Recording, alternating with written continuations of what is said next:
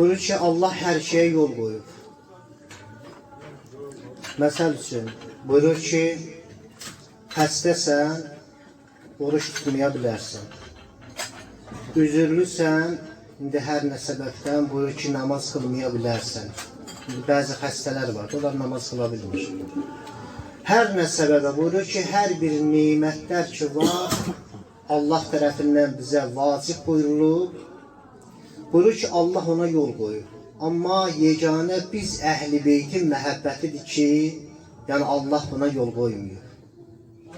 Biz əhl-i beytə buyurur ki, məhəbbət vacibdir və mütlaqdır ki, buyurur ki, əhl-i beyt bir nurdur ki, bir çıraqdır ki, o sizə yalnız buyurur ki, doğru və düzgün yolu göstərə bilər.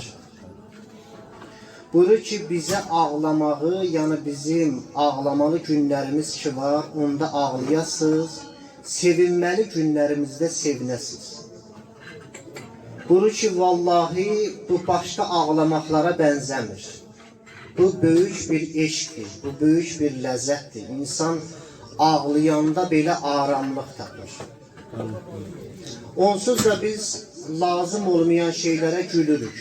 Amma deyir ki, bizim sevinçli günlərimizdə gülün ki, savaba batasınız, xeyrə çatasınız.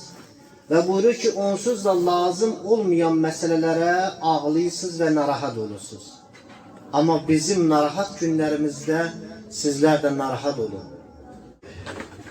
Və buyurur ki, sual verdilər imama. Ağacan, o nimət ki, Allah deyir ki, o nimətlərə görə sizi sorğu-suala çəkəcəyik. O nimətlərə görə sizi sorğu-sual eləyəcəyik. Buyurdu ki, axı o bizim yeməmiz, içməmiz, pulumuz, malımız budur. Bunu bizdən Allah sorğu-sual eləyəcək ki. İmam təbəssüm eləyərək ona belə bir söz dedi. İmam buyurdu ki, əgər sən bir nəhəri qonaq çağırsan, ona yemək içmək versən, söhbət səxavət əhlindən gedir, xəsisdən yox. Buyurur ki, sən bir nəhəri, bir səxavət əhli, bir nəhəri çağırdı, yemək içmək verdi. Ona durandan sonra, ayağı qalxanda, ona deyə bilər ki, mən sənə falan yemək verdim, belə elədim, elə elədim. Onu deyər, dedi, xeyr, deməz, səxavət əhli belə söz demir. Dedi, və onda bir anda ki, yeri göyü yaradan Allah sənə hər gün verdiyi yeməyin, ruzun hesabına varacaq. O nimət dedi ki, biz nimətdən söhbət gedir orada. Nimətlər, biz nimətlərdən söz gedir ki, bəli, o nimətin sizdən buyurur ki, mütlaq hesab olacaq. Peyğəmbər var, Peyğəmbər salavat var. Allahümme salli ala Muhammed ve ala Muhammed.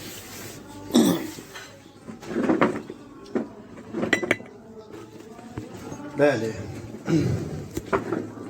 Ona görə də bu məsələlər bizim üçün mütlaqdır və mühümdür. Əhl-i Beyt əleyhissalama hörmət, yəni özünə hörmət. İmam buyurur ki, bir insan izzət tapmaq istəyirsə, istər yerlərdə, istər göylərdə. Buyurur ki, biz Əhl-i Beyt əleyhissalamın hörmətini saxlasın. Biz Əhl-i Beyt əleyhissalamın hörmətini saxlamaq nə deməkdir? Yəni, əgər bir yerdə biz Əhl-i Beyt əleyhissalamdan söz gedirsə, orada bir dəqiqəlik sükutla qalmaq, o məsələyə qulaq asmaq, buyurur ki, bu 1000 rükət namaza bərabərdir. Biz Əhl-i Beytin hörməti mütlaqdır və buyurur ki, vacibdir. Və İmam Zamanın gəlişi məsələsinə inşallah ki, Hacı danışdı. Mən istəyirəm biraz o mövzuda danışım ki, İmam Zamanın gəlişi niyə yubanır? Mən istəyirəm o məsələ barədə inşallah ki, o mövzuya dayanım. Buyurur ki, İmam Zaman əleyhissalam qiyamət məhşər olacaq.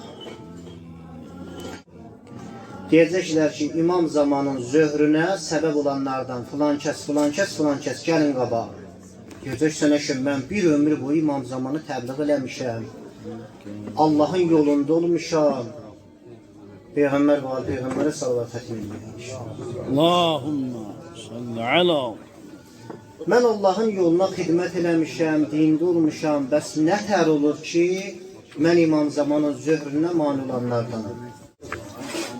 Buyurur ki, sənin bir mömin qardaşın problem içindeydi və sən də onu bilirdin. Bilə-bilə bir iş görmürdün. Onu da bilə ki, bir nəhərin problemi olanda buna birinci İmam Zaman narahat olur. İmam Zamanın qəzəbinə, bu qəzəbinə görə İmam Zaman ki, 50 il yubandı. Odur ki, bəzən görürsən ki, biz küçədə olan bir heyvana belə mərhəmət eləyə bilmirik.